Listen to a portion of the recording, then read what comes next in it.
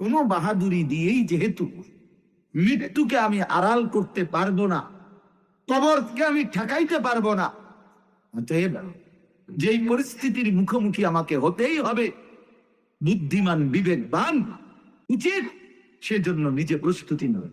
যেহেতু কবরে যেতেই হবে আমাকে, কোনো চুক্তি নাই, বলে আমি বুঝি নাই, না বুঝলেও মরে যাবে, খেয়াল না করলেও মরে যাবে, হাসলেও মরণ, কাঁদলেও মরণ।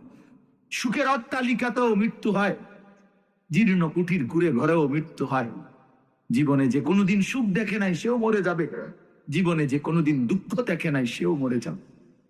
তাহলে ভাইয়া বাপ, যে মৃত্যু আমাকে বরণ করতেই হবে, যেই কবরে আমাকে যেতেই হবে, কোনো ফাঁক ফুক নাই, কোনো সাইড নাই, তাহলে তার জন্য প্রস্তুতি নেওয়া, তার জন্য বাবা যে সেখানে আমার কি হবে, সেখানে আমাকে কি করতে হবে, খোদার কসম এতটুকু বিবেক বুদ্ধি খাটানো, এটা একটা সুস্থ মানুষের দাবি, সুস্থতার দাবি, এটা ইনসাফের দাবি, বিবেকের দাবি। এতটুকু বিবেক যদি কাজ না করে, ধরে নিতে হবে তার আকলই নেই, দিমাগই নাই, দিমাগই নেই। এই জন্য কুরআনুল কারীম আল্লাহ তাআলা বলছে, নাফরমানের দিল আছে কিন্তু কিছুই বোঝে না, নাফরমানের কান আছে শুনে না, চোখ আছে দেখে না।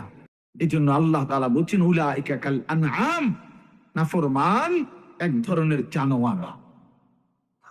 প্রত্যেক পাপী হলো এক ধরনের জানোয়ার, নাফরমান জানোয়ার বেটা। নাম চতুষ্পদ জন্তু, কারণ যার বিবেক কোনো কাজ করেন, বানানে ওয়ালাকে চেনে না, সে চিনল না, সৃষ্টিকর্তাকেই যে বোঝে না, খোদার কসম সে কিছুই বোঝে না,